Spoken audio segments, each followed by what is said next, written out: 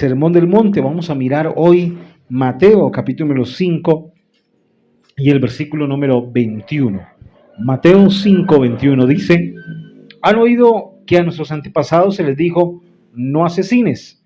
Si cometes asesinato, quedarás sujeto a juicio. Pero yo digo, aun si te enojas con alguien, quedarás sujeto a juicio. Si llamas a alguien idiota, corres peligro de que te lleven ante el tribunal. Y si maldices a alguien, corres peligro de caer en los fuegos del infierno.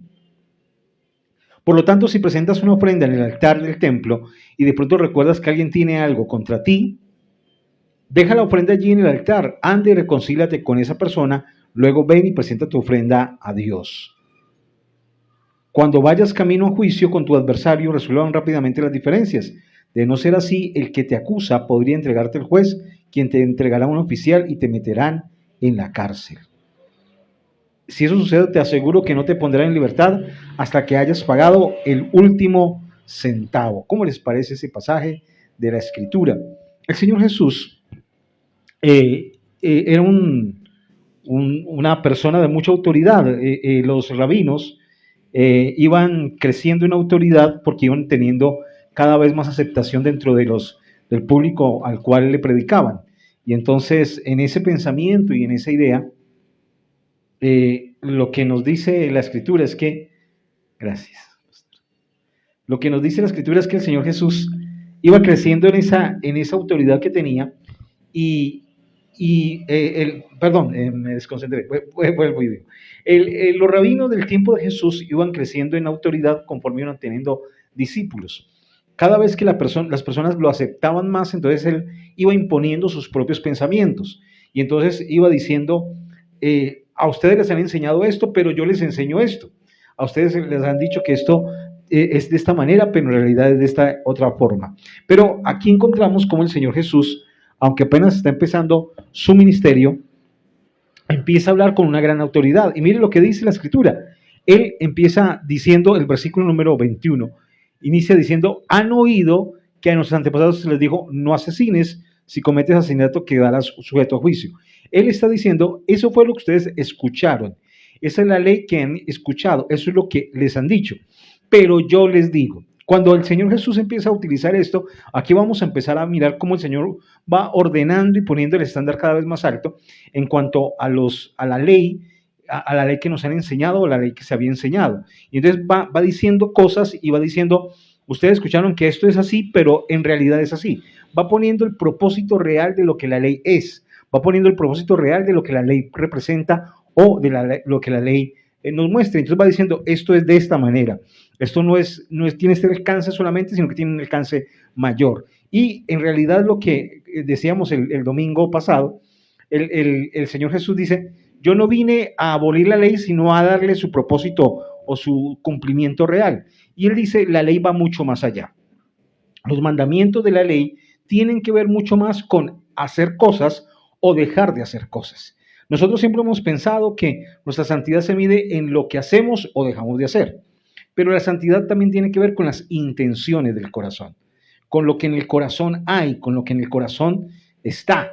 A veces hay cosas que hacemos o dejamos de hacer no porque las sentimos, sino porque queremos cumplir. Pero el Señor trata con la intención del corazón. Y inicia diciendo, hoy vamos a tratar el tema entonces del asesinato.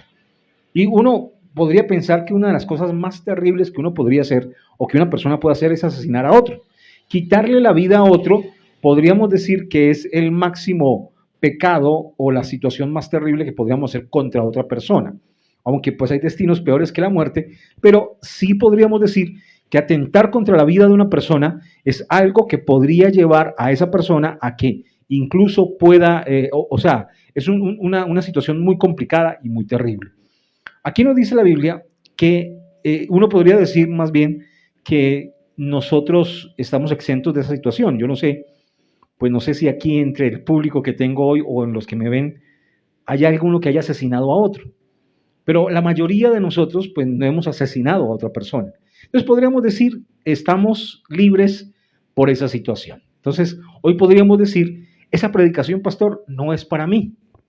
Usted debería de ir a predicar o debería de predicar esa predicación tal vez en el Parque La Libertad. De pronto puede haber allá personas que sí hayan cometido ese delito. O debería de asociarse con los de la confraternidad carcelaria e ir a la cárcel y predicar esa predicación, porque esta predicación no está enfocada para nosotros. Podríamos decir eso, ¿cierto? Podríamos decir, deberíamos saltarnos eso porque eso no tiene que ver con nosotros. Pero el versículo 22 dice, pero yo les digo, o sea, ustedes escucharon que el que asesina, o sea, que le quita la vida a otro, entonces queda culpable de juicio. Aún si te enojas con alguien, dice el Señor. Pero yo digo, aún si te enojas con alguien, quedará sujeto a juicio. Si llamas a alguien idiota, corres el peligro de que te lleven ante el tribunal, y si maldices a alguien, corres peligro de caer en los fuegos del infierno. Versículo 23.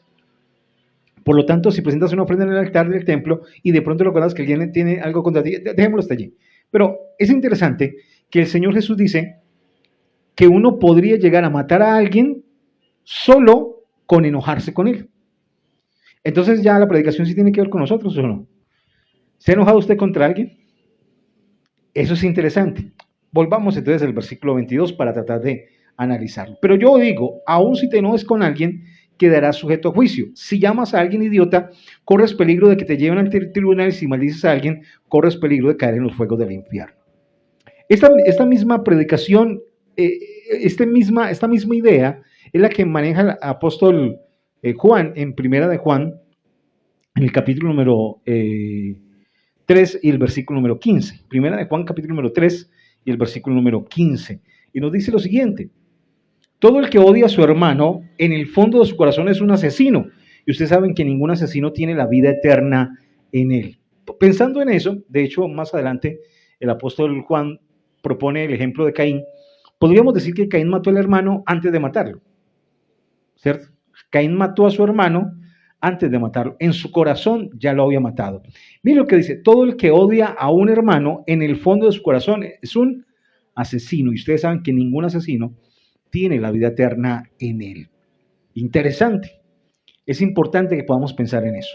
Un cristiano no debe albergar odio en su corazón, y menos si es contra un hermano. No debemos albergar odio en nuestro corazón. Pero ¿qué pasa cuando ese hermano se ha portado mal? Entonces está la idea del perdón. Debemos perdonar. Pero todo el que alberga odio en su corazón es un asesino. Es una persona que ha asesinado a su persona, a otra persona. Ha asesinado a la persona que tal vez está odiando. Pensemos en esto. Vamos a mirar en Proverbios capítulo 4 y el versículo número 23, un texto que ustedes yo sé que conocen. Dice: sobre todas las cosas cuida tu corazón, porque este determina el rumbo de tu vida. Si lo miramos en la Reina Valera, nos dice algo muy interesante, que es como el más cercano al original. Dice: sobre toda cosa guardada, guarda tu corazón, porque de él emana, o sea, fluye la vida. ¿Qué quiere decir esto? Todo lo que está en el corazón humano tiene vida. Si usted saca algo de su corazón, se muere. Eso que usted saca del corazón está muerto.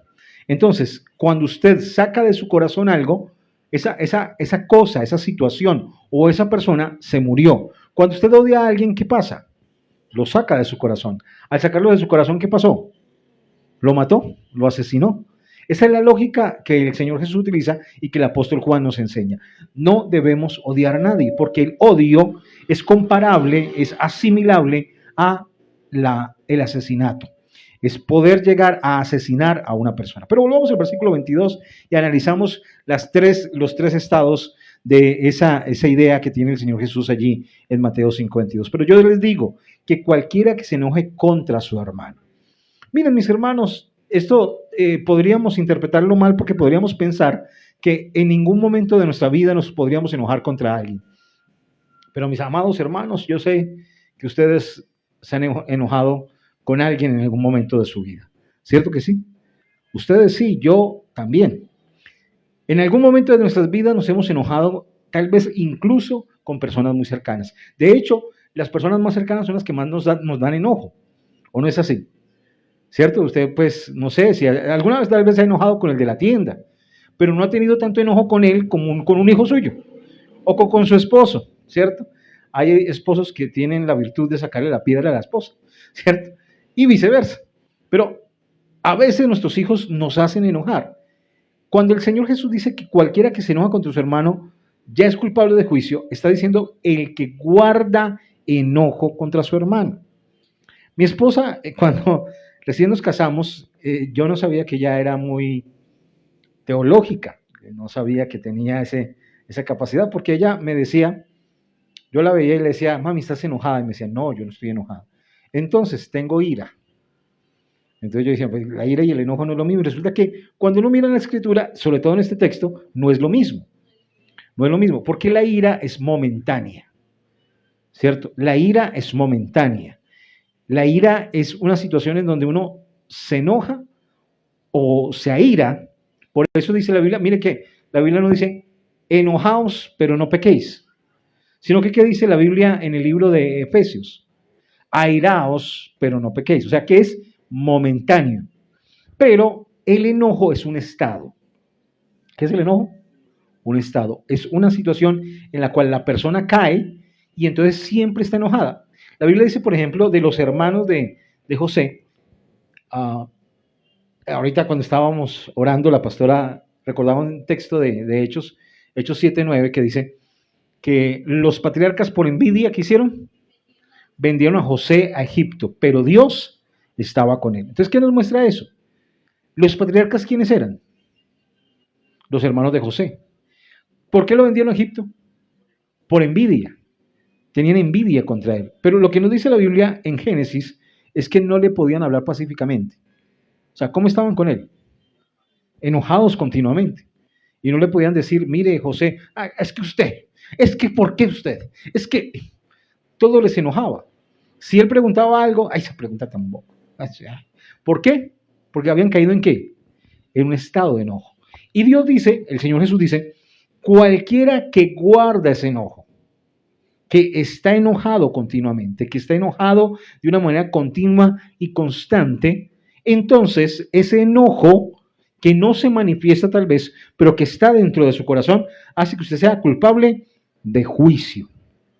El juicio, cuando aquí habla del juicio, habla de un juicio como local, familiar, como que deberían de sentarlo y hablarle. Es como cuando hay un miembro de la familia que se está portando mal, que uno dice, hombre, tenemos que sentarnos y hablar con Miguel. No que esté haciendo algo malo, pero es un ejemplo. Vamos a sentarnos y hablar con Miguel, porque Miguel está en una actitud que no es positiva. Entonces, vamos a sentarnos, ese es el juicio, es algo local. De hecho, la Biblia nos dice que cuando alguien se está portando mal, usted lo llama y no hace caso, lo que debería de hacer es sentarlo con 2 o 3 testigos, para que esa persona no solamente se sienta avergonzada, se sienta que es necesario, que tiene que cambiar, sino que además pueda haber una evidencia, unos testigos que fueron, valga la redundancia, testigos de que se le llamó la atención.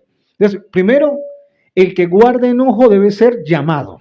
O sea, uno tiene que llamar a esa persona y decirle, veo que está enojado, veo que está con actitud, que en su corazón hay algo.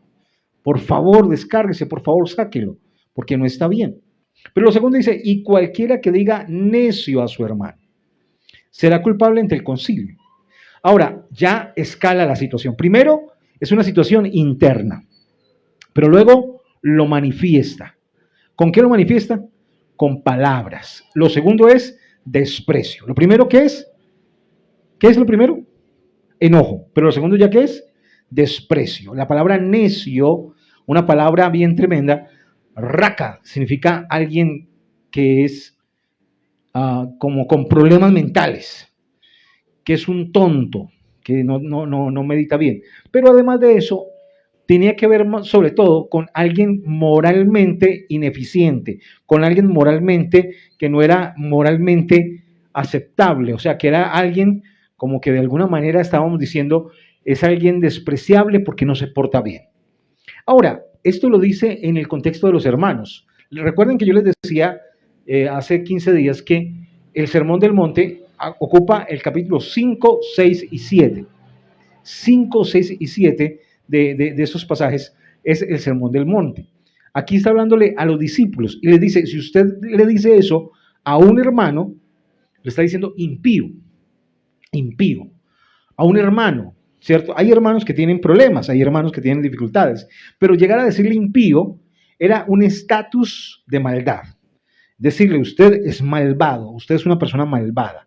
El que toma esa actitud debería ser llevado ante el concilio. El Sanedrín era un concilio, era una, una junta de 70 ancianos que juzgaban al pueblo de Israel. Cada persona que hacía algo malo era llevado a este lugar y entonces en este lugar lo juzgaban para saber qué tendrían qué castigo tendrían que ponerle a esa persona porque hacía algo malo. Aquí ya nos habla de desprecio. Cuando empezamos a despreciar a una persona, cuando empezamos a despreciar a alguien, cuando empezamos a pensar que esa persona no vale. La palabra necio es alguien vano, alguien que no tiene valor, alguien que, por ahí podríamos decirlo como cabeza de chorlito. El chorlito es un pajarito pequeño. Y como es un pajarito muy pequeño, el cerebro es muy pequeño. Entonces, lo que entendemos es que entre más grande el cerebro, más inteligente es el ser. Entre más pequeño, pues menos inteligencia tiene. Entonces, es alguien que no tiene valor, alguien despreciable. No podemos despreciar a nuestros hermanos. No podemos despreciar a las personas que están a nuestro alrededor. Cuando empezamos a despreciar a los hermanos, deberíamos ser llevados ante el concilio. O sea, debería de haber un castigo por esa actitud que estamos teniendo. Mire cómo va escalando la cosa. Primero, una situación interna. Segundo, entonces lo primero es enojo. Lo segundo, ¿qué es? Desprecio. Pero lo tercero dice, y cualquiera que le diga fatuo quedará expuesto al infierno de fuego. Esto ya es más tremendo. Porque va ascendiendo. Primero, un juicio de la casa. Segundo, un juicio frente al concilio. Pero aquí nos habla del infierno de fuego. O sea que la persona que llega a decirle fatuo a un hermano podría llegar a exponerse a perderse. O sea que el enojo nos puede llevar al infierno, ¿cierto?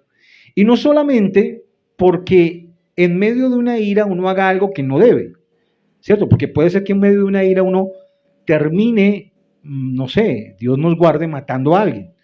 Pero aquí nos dices no solamente qué es eso, sino que cualquiera que le dice fatuo, o sea, las palabras que tienen un poder, tienen una capacidad. Miren lo que dice Proverbios 18:21. Proverbios, capítulo número 18, versículo número 21, dice, la muerte y la vida están en poder de la lengua y el que la ama comerá de sus frutos. Ese texto lo han utilizado los falsos maestros para decir que cualquier cosa que uno diga le va a pasar. Yo he escuchado de gente, pues cosas como tan extrañas que dice, no diga que va a hacer ayuno porque el diablo se da cuenta y lo evita. No, contra usted no puede el diablo, usted no es hijo del diablo, no está bajo ese poder. Hay gente que dice, si lo crees, lo creas. Eso tampoco es verdad. El único que tiene el poder de crear cosas es Dios. Porque si usted, por ejemplo, hay gente que le dice a uno eso. Ay, no diga eso. Uno a veces llega y por charlar dice, estoy muerto del hambre. Ay, se va a morir de hambre. Eso le va a pasar. No, eso no es verdad, mis hermanos. Eso no es verdad. Mire, pensemos en un ejemplo que da la Biblia de eso. En el libro de primero de Samuel, dice que Saúl perseguía a David. Y David dijo, ciertamente Saúl me alcanzará y me va a matar. ¿Pasó eso? Él lo declaró, pero eso no pasó. Y él era un gran hombre de Dios, pero él declaró, ciertamente Saúl me va a alcanzar y me va a matar. ¿Y le pasó? Y ese hermano, no ande tan preocupado. Yo a veces pienso que esas personas son esclavos de todo lo que dicen y viven en esa situación. Yo recuerdo que yo tengo un gran amigo y él vive pensando en eso. Y entonces una vez yo le dije, ay, hermano, lo que no mata engorda. No diga eso, pastor. No diga eso porque se muere. Se muere porque usted está diciendo que se va a morir. Pues mis hermanos, yo he comido de muchas cosas y no me he muerto. Y sí me he engordado. pero también he adelgazado. O sea, no pensemos, no vivimos, o sea, yo no sé por qué hay que vivir la vida como con tantas cosas, ¿no? Como con miedo. Ay, dije eso. Ay, se me zafó. Ay, Dios mío. Entonces yo también pensaba eso y creé una frase de cajón que cada vez que alguien me decía alguna cosa, yo decía, me desato en el nombre de Jesús. Y viví así, pensando en que algo malo me iba a pasar. No, mi hermano, usted no vino a esta tierra para que le paguen cosas malas. Vinimos a la tierra para ser bendecidos por el Señor. Dios está con nosotros. ¿Cuántos dicen amén? Pero lo que sí pasa es que las palabras tienen un poder de herir a los demás, pero también tienen un poder de impedir que nosotros podamos avanzar. Si usted dice que no es capaz de hacer algo, no va a ser capaz de hacerlo. Si usted dice, no, es que yo no soy capaz de leerme la Biblia, toda la Biblia en un año, no soy capaz. ¿Qué va a pasar? Cada vez que usted intente acabar con los pasajes de la Biblia, la mente le va a decir, usted no es capaz de hacer eso. ¿Sí? Si usted dice, yo no soy capaz de hacer eso, no va a ser capaz de hacerlo. Pero si usted empieza a creer que es capaz de hacerlo, lo va a poder hacer. La muerte y la vida, o sea, usted puede matarse. Estoy enfermo, estoy muy mal, no puedo, no soy capaz. Entonces se va a enfermar y va a estar mal. Si usted vive diciendo que las cosas son negativas para usted, pues se van a tornar negativas para usted, porque su cerebro lo va a asimilar de esa manera. Su cerebro lo va a asimilar. Mire, usted le manda órdenes a su cerebro. Si usted vive, en estos días hablábamos con un pastor, nos hablaba de un hermano, que lo que dice es que en la casa vive diciendo, aquí en esta casa no me quieren, aquí en esta casa no me tienen en cuenta, aquí en esta casa, ¿qué va a pasar? Que le van a coger pereza, no lo van a querer, o no es así, le van a coger pereza, no lo van a querer. Entonces usted vive diciendo, es que aquí no me quieren, es que aquí no me creen, pues no le van a creer. Si yo me subo al púlpito y les digo, hermanos, es que ustedes como no me quieren, pues me van a coger pereza, hermano. Me van a coger pereza. Yo recuerdo que había un hermano que siempre que predicaba en la iglesia en Cartago decía, hermanos, un texto del apóstol Pablo, yo los amo mucho, aunque amándolos más, se ha amado menos. Oh, mis hermanos, no digamos eso. Porque nuestro cerebro, nuestra mente lo va a creer. Y aquí nos dice que la muerte y la vida están en el poder de la lengua. Podemos estar hablando de cosas buenas o cosas malas, pero también podemos matar a otros con nuestras palabras. ¿Y cómo lo matamos? En nuestro corazón. En nuestro corazón. Cuando andamos diciendo, ese no sirve para nada. Ese no sirve para nada. Eso es un bobo. Ese es un tonto. Mire, nuestros hijos se creen eso. Si hay alguien a quien le creen sus hijos, ¿a quién es? A usted. A mí. Entonces yo he tratado de decirle a mis hijos, papi, usted puede, ¿cierto? Yo no les digo en la mañana que le vaya bien, no es un deseo, sino que es una declaración. Me le va a ir muy bien hoy. Ellos saben. Todos los días, cuando van a salir, yo les digo, me le va a ir muy bien hoy. Yo espero que ellos crean, me va a ir bien. Mi papá dijo que me va a ir bien, ¿cierto? Juan Esteban tiene en este momento como 3 empleos, 2 estudios, ninguno le pagan. No, sí le van a pagar, claro que sí. Pero tiene como 3 empleos en este momento. Y él me dice, papi, pero yo seré capaz. Usted es capaz, papi. Usted es capaz. Y la mamá lo alienta más todavía. Claro que sí. Nosotros le ayudamos. Delegue. Y a veces, deléguele a ellos. Y yo no entiendo nada de eso. Delegue. O sea, tenemos que darle confianza a nuestros hijos. Pero si usted a sus hijos le dice, usted no va a ser capaz. No va a ser capaz. El muchacho se frena. Se le cierra el corazón, se le cierra la mente. Debemos entender esa gran verdad. Ahora, ¿qué es lo que nos dice el texto? Volvamos al versículo 22. Lo que dice es, Mateo 5:22 dice, pero yo digo que cualquiera que se enoje contra su hermano será culpable de juicio, cualquiera que es primero enojo, segundo desprecio, pero tercero ya es una maldición. Cualquiera que le diga fatuo. Fatuo es, ¿qué es fatuo?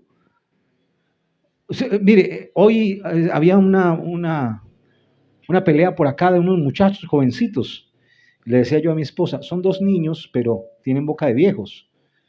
Unas palabrotas, Dios mío bendito, que yo ni sabía que existían. Ahora, hay que decirles que hay un nuevo insulto, fatuo. ¿Habéis escuchado esa palabra, fatuo? ¿Cierto?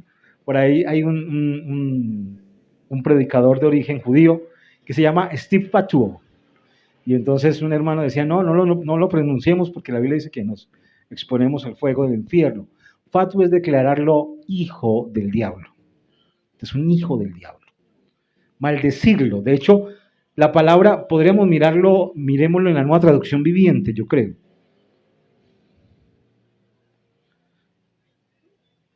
Dice, y si maldices a alguien, corres peligro de caer en los fuegos del infierno. Maldecirlo.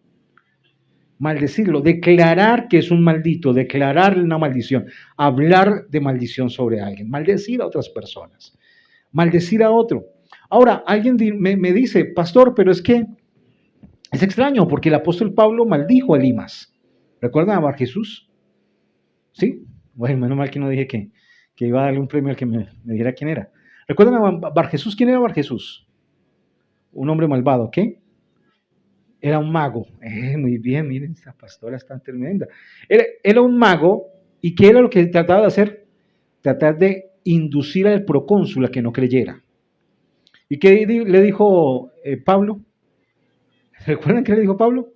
Precisamente esto, le dijo, hijo del diablo, que tuerces la verdad, que no declaras, que tratas de oscurecer la luz. Pues yo te digo que desde ahora quedarás ciego temporalmente. Y él empezó a mediodía y ya no podía ver. ¿Lo maldijo o no lo maldijo? Sí, claro que sí. ¿Pero qué era ese hombre? Era un impío. Aquí nos dice de los hermanos.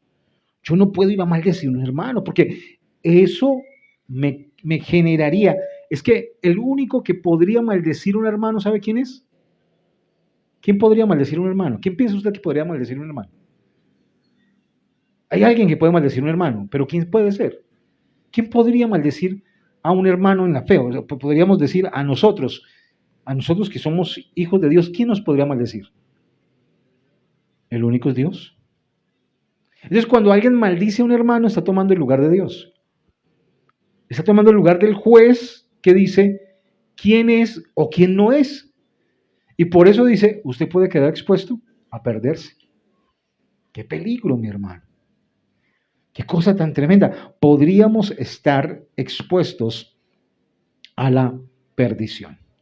Tremendo es eso. Entonces, lo primero que debemos que hacer es pensar que cada vez que alguien odia a alguien, a un hermano, entonces está expuesto ¿a qué? Al fuego del infierno.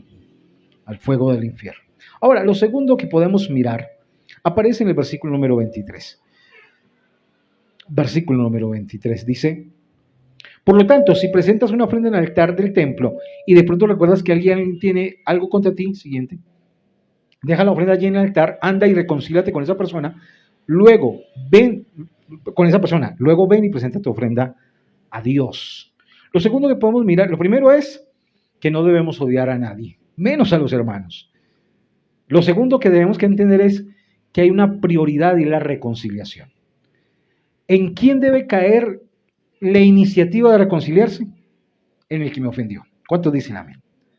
Ah, mentirosos, ¿no? No, la Biblia dice aquí que si nos acordamos, versículo número 23, por lo tanto, si presentas una ofrenda en el altar del templo y de pronto recuerdas que alguien tiene algo contra ti, no es que yo tengo algo contra él, no es que yo estoy enojado contra él, sino que él está enojado contra mí. ¿De quién debe partir la idea de poder reconciliarse? De nosotros. No de él, sino de nosotros. Recordamos lo que dijo el apóstol Pablo, en cuanto dependa de ustedes, estén en paz con todos, ¿cierto? Hay gente a la cual usted no le puede ni hablar, mi hermano, porque lo único que quieren es afectar. Crea una barrera. Pero si usted puede reconciliarse con alguien, reconcíliese, búsquelo, vaya, búsquelo. Hay una prioridad en la... Mire, ¿sabe cuál es el problema de hoy? Que la gente vive pensando en que ellos tienen que estar bien, no importa si los demás están mal. Si yo estoy bien, eso está bien. Si los demás no están bien, ¿qué es lo que dicen? Problema de él, ¿cierto? O sea, no es mi problema, ¿sí? Y por ahí está una canción que dice, no es mi problema, no es mi problema, no es mi problema. Pero ¿sabe algo? Mire, yo he visto que hoy, como estamos en el mundo de las redes sociales, entonces la gente anda buscando hacer contenido. Hay contenido educativo, hay contenido que es basura, hay contenido... Entonces, dentro de todas esas cosas, hay contenido cristiano. Hay contenido cristiano que es muy interesante, teológico, bíblico. Hay música cristiana que han hecho contenido con ella que es muy interesante. Hay otros contenidos que uno dice, yo no sé para qué hacen eso, ¿cierto? Yo lo digo con mucho respeto y mis hermanos, si alguien me ve, pero pues lo digo con mucho respeto, pero lo tengo que decir. Hay gente que pone una canción y se pone a bailar y uno dice, ¿y eso en qué edifica? No sé, ponen a bailar y parecen como bailando la bilirrubina y uno dice, ¿eso para qué sirve? O sea, no sé O sea, yo creo que el contenido cristiano tiene que edificar a alguien. ¿Y en qué edifica que uno vea a una persona ahí bailoteando, cierto? Hay un señor que baila y hasta parece como raro. Pero uno tiene que entender que el contenido cristiano se divide en varias cosas. He visto mucho que hay gente que está haciendo contenido cristiano para parejas. Entonces, dan consejos. Hay algunos que son cristianos, otros que no son cristianos, pero dan contenido para parejas. Bueno, interesante. Hay algún contenido que yo ya he visto, he mirado, que es interesante y otro contenido que no edifica porque en lugar de edificar, destruye las familias. Pero lo interesante a lo que voy es que hay un contenido que están sacando y es que tratan de explicar el por qué ciertas personas, o los hombres o las mujeres, actúan de cierta manera, ¿cierto? Entonces, dicen, por ejemplo, ¿por qué una mujer está brava continuamente? Es porque le pasa esto, esto, esto y aquello. Entonces, yo creo que ese contenido está hecho para que un hombre lo busque, lo mire y aprenda. Creo que es eso, ¿cierto? O sea, yo creo que debe ser eso. O sea, si una mujer sale y dice, una mujer siempre está enojada porque le pasa esto. Entonces creo que la intención que tiene esa mujer es que un hombre lo vea y aprenda, porque a veces las mujeres son indescifrables. Entonces, bueno, voy a aprender a través de esto. Pero ¿sabe qué es lo interesante? Cuando usted va y lo mira, no lo ven los hombres, sino las mujeres. ¿Eso qué quiere decir? Que las mujeres no están interesadas en saber por qué el esposo está bravo o por qué dice lo que dice, sino que están interesadas en que les afirmen su mal genio o su negatividad. Y es interesante porque usted ve que ese contenido lo publican ¿quién? Mujeres, no hombres. Pero viceversa también. Yo conozco un amigo que cada vez que usted entra a su WhatsApp y ve sus estados, siempre dice, un hombre se aísla. No, es que hablan así con una voz así, un hombre se aísla. No, porque ya no quiere una esposa, sino porque su esposa ha hecho cosas que él ya no puede aguantar. ¿Por qué lo publica él? Lo debería buscar la esposa.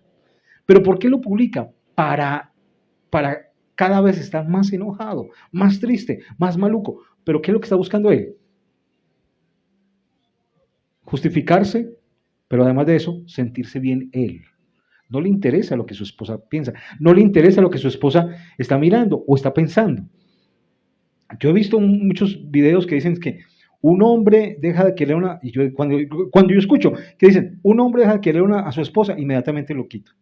Yo no quiero saber por qué un hombre deja de querer a su esposa. No me interesa, porque ese no es mi interés. Un hombre deja de querer a su esposa, ya no lo veo más. Porque yo no necesito sentirme bien yo. Yo lo que necesito es que mi esposa se sienta bien. Pero ese es el problema, que la gente vive pensando en que me pidan perdón a mí, en que me hagan sentir bien a mí, en que me digan cosas bonitas a mí.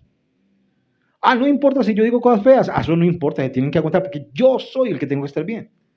Y el texto dice aquí, por lo tanto, si presentas una ofrenda en el altar del templo y de pronto recuerdas que alguien tiene algo contra ti, no es que tienes algo contra alguien, sino que alguien últimamente ha estado como enojado. Últimamente me ha estado mirando raro. ¿Qué debo hacer yo? La prioridad de la reconciliación. Buscarlo. Estar con él. Mire lo que dice el siguiente versículo.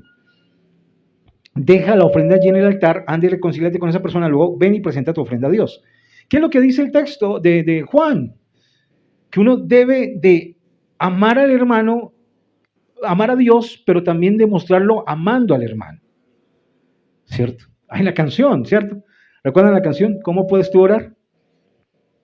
Enojado con tu hermano. Dios no escucha esa oración si no te has reconciliado. Y entonces, yo recuerdo que en Cartago había una señora que iba a la iglesia y levantaba las manos y oraba, y yo me hacía al lado de ella y oraba y decía, Señor, yo te amo tanto. Ay, llegó esa vieja. Ay.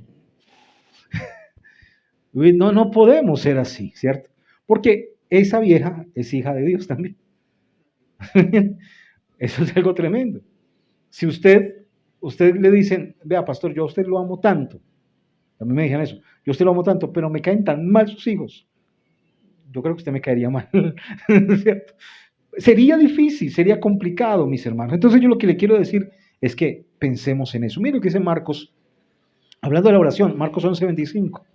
Marcos capítulo 11, versículo número 25. Cuando estén orando, primero perdonen a todo aquel contra quien guardan rencor, para que su Padre que está en el cielo también les perdone a ustedes sus pecados. ¿Será que hay barreras para la oración? ¿Será que nuestra oración puede tener barreras? ¿Qué piensan ustedes? ¿Sí o no? Y entonces, cuando estamos en pecado, por ejemplo, el Salmo 66 dice, Dios no hubiera escuchado mi oración si yo hubiera estado en iniquidad, ¿cierto? Pero ¿qué más puede generar que haya una situación en donde nuestra oración no fluya? Entonces, yo he escuchado, yo hoy no quiero hacer apología contra las mujeres, pero he escuchado mujeres que dicen, es que la Biblia dice que si usted no está bien con su esposa, Dios no escucha su oración. Y si usted no está bien con su esposo, ¿será que Dios se la escuche? Ah, no, pues que lo dijeron a los hombres, pero aquí también se está viendo a todo el mundo. Que Dios no escucha la oración si uno no ha perdonado.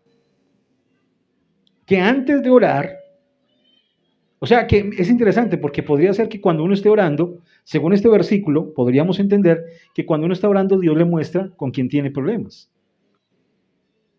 Y entonces a veces en vez de orar por ellos, oramos contra ellos. Consúmelo, Señor, consúmelo. Llévatelo, Señor. Castígalo, Dios. Pero aquí lo que nos dice es que debemos de reconciliarnos con Él para luego hablar con Dios. Reconciliarnos con Él para que el Señor nos pueda perdonar. Yo he escuchado de personas que en medio de su oración oran contra otros.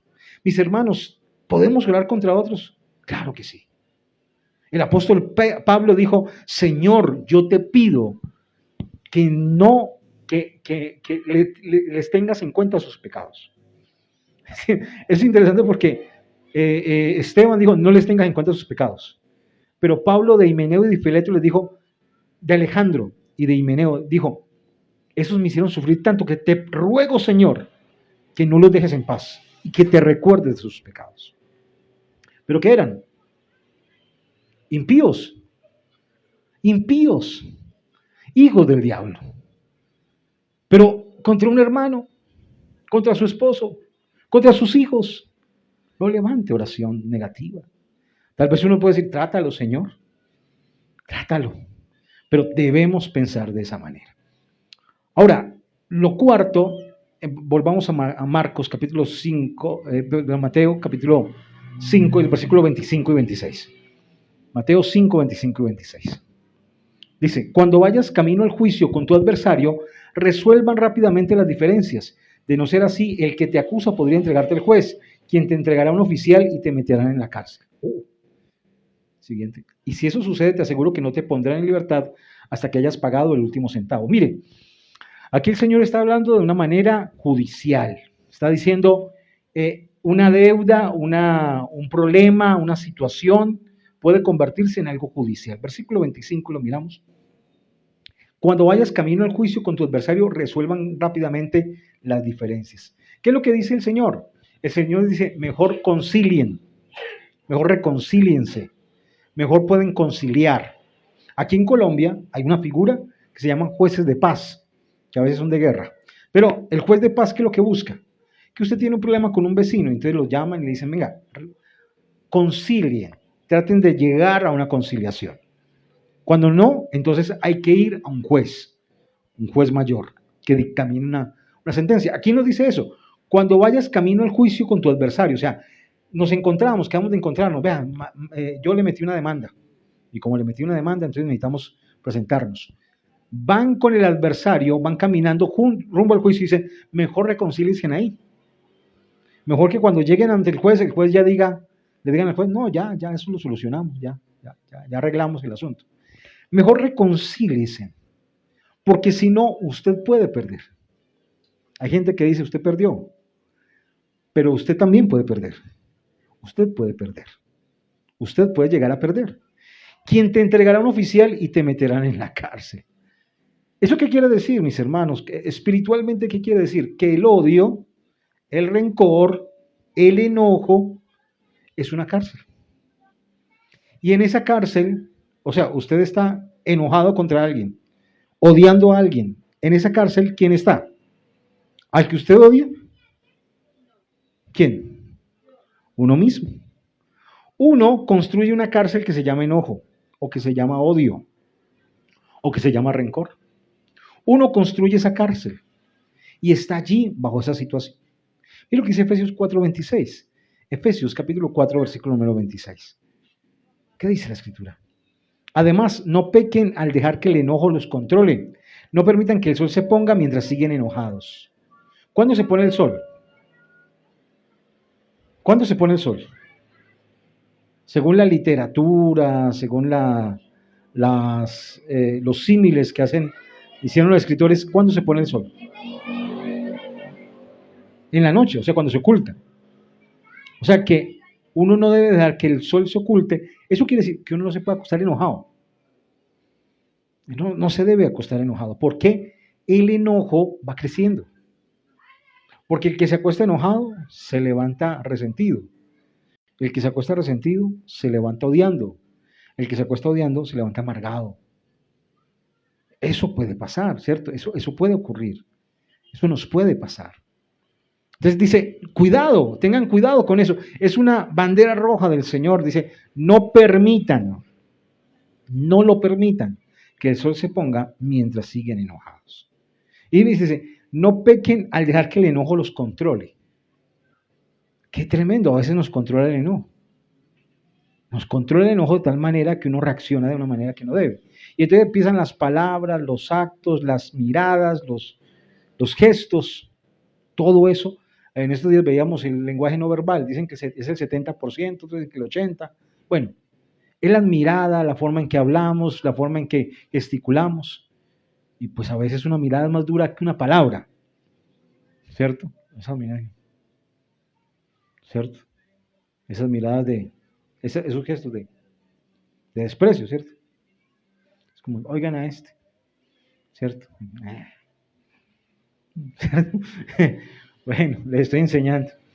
Pero dentro de esas situaciones, dice, no debemos permitir que eso siga, que prosiga en nuestras vidas. Pero además de eso, dice, en Hebreos 12:15 dice, hablando acerca de controlar el enojo, dice, cuídense unos a otros. ¿Qué debemos de hacer? Cuídese unos a otros. ¿Qué tenemos que hacer en nuestra casa? Cuidarnos. ¿Qué tenemos que hacer? Hay gente que dice, no, los demás verán. Los demás verán. Pero, ¿qué le dijo el Señor a Caín? No, la pregunta, ¿recuerdan? ¿Dónde está tu hermano? ¿Y él qué le dijo? ¿Yo qué voy a saber? ¿Yo acaso soy guarda de tu hermano, de mi hermano? ¿Y qué quiso decir el Señor? Que sí, ¿cierto? Que sí. ¿Es así o no es así? Cuando los muchachos estudiaban juntos, llegaba uno primero y uno, ¿qué hacía? Su hermano, ¿cierto? Y entonces ellos ya daban una razón, no, le tocó quedarse, no sé qué, ¿cierto? Una vez este muchacho se le desapareció al otro, Miguel se le desapareció a Juan, y Juan llegó más tarde, y cuando primero llegó Miguel y luego llegó Juan. Cuando llegó Juan, yo lo recibí, y él venía caminando y corriendo y mirando, y me abrazó. Yo, papi, yo no encontré a Miguel, se puso a llorar. Yo no encontré a Miguel, con un sentimiento. Y una tristeza, un dolor, claro, porque el hermanito no aparecía. Cuando lo vio en la casa almorzando, la tristeza le convirtió en enojo, en ira. ¡Ay, Miguel! ¿Cierto? Pero lo que le quiero decir, mis hermanos, lo que quiero anunciarles, hablarles, hacerles entender, es que debemos cuidarnos. Dice, para que ninguno de ustedes deje de recibir la gracia de Dios. O sea, esto es peligroso. ¿Qué es lo que nos mantiene a nosotros en la vida cristiana? ¿Qué es lo que nos hace crecer? Es la gracia de Dios. ¿Qué es lo que hace que podamos vivir la vida que vivimos? Es la gracia de Dios. Sin la gracia de Dios no podríamos ser lo que somos hoy. Pero luego dice, tengan cuidado, una nueva alerta allí del Señor, una alerta de Dios. Dice, tengan cuidado que no brote ninguna raíz venenosa de amargura, la cual los trastorne a ustedes y envenene a muchos. Una raíz de amargura. La amargura nos puede llevar a contaminar a otras personas, a dejarnos contaminar y a impedir que podamos avanzar. ¿Cuántos dicen amén? Que el Señor nos ayude a no permitir eso en nuestras vidas. Pero termino con un versículo que creo que todos hemos conocido y ya me cogió la tarde. Proverbios 15:1. Proverbios capítulo 15, versículo 1. Dice, la respuesta apacible desvía el enojo, pero las palabras ásperas encienden los ánimos. ¿Cierto? Y entonces uno siempre vive diciendo, pero es que me habló feo. ¿Y usted cómo le habló? ¿Cierto? Es interesante porque yo he visto que hay personas a las cuales uno les dice, yo recuerdo que una vez estando en Cartago, un hermano, en medio de una situación, de un debate, de hecho era un debate teológico, y él se fue encendiendo porque dijo, no, es que yo tengo la razón. Pues sí, hermano, pero pues también hay que mirar estas otras cosas y esto y aquello. Y él se fue encendiendo y se levantó y me señaló y casi me pega y me dijo, yo a usted lo odio. Y yo abrí la boca y le dije, pero yo a usted lo amo, hermano. Y él quedó como desarmado. ¿Cierto? Como que, ¿cierto? Ahora, a veces nosotros respondemos mal. Alguien viene enojado y uno le responde más feo. Usted a veces ve a sus hijos enojados con algo. Y usted viene y le habla más duro. Entonces se vuelve, ¿quién habla más duro? A ver, ¿quién habla más duro? ¿Quién dice la cosa más fea? Porque es que cuando uno está enojado, yo he escuchado que por ahí dicen que los borrachos, los niños y los que están enojados dicen la verdad. Puede ser que los borrachos y los niños, aunque el borracho todavía tiene la capacidad de manipular. Pero yo estoy seguro que uno cuando está enojado no dice la verdad, porque dice cosas que no siente. ¿O a usted no le ha pasado? ¿No le ha sucedido que en medio de un enojo termina diciendo cosas que no siente? Porque cuando uno ya está enojado ya perdió. ¿Y qué es lo que perdió? Perdió la cordura, entonces termina diciendo cosas para tratar de ofender al otro. Y entonces se vuelve en quién ofende más feo. ¿Qué va? Cabeza de plátano. ¿Qué? Cabeza de papa. Barriga de yoyo. ¿Cierto? No, ojos de no sé qué. Tratando de generar una reacción en la otra persona. Que Dios nos guarde. Recordemos entonces que el que se enoja contra otro está matando a esa persona, lo está asesinando. Que Dios nos guarde de esa situación. ¿Cuántos dicen amén? Vamos a orar, vamos a pedirle al Señor que nos bendiga, pidámosle a la pastora que nos pueda dirigir en oración entonces en esta noche. Aleluya, ¿cuántos se gozan? Qué bonita palabra, ¿cierto? Debemos también ponerla en práctica. La respuesta pasible desvía el enojo, pero las palabras ásperas encienden los ánimos. Pero toca pedirle al Señor que nos ayude, ¿cierto? Porque solos no somos capaces de responder de esta manera.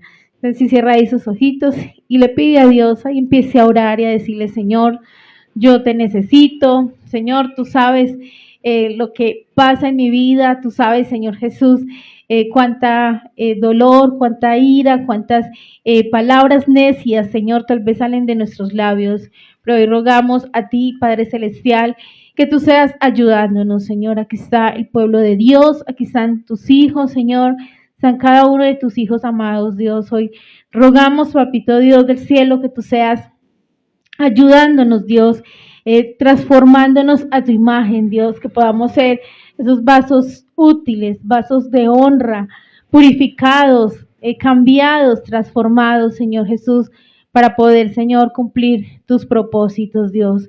Aquí estamos, Señor Jesús. Hoy nos ponemos al taller del Maestro, Dios, y te pedimos, Espíritu Santo, por favor, Señor, haz esa obra en nosotros. Sabemos que el que empezó la buena obra en nosotros será fiel en terminarla, Dios.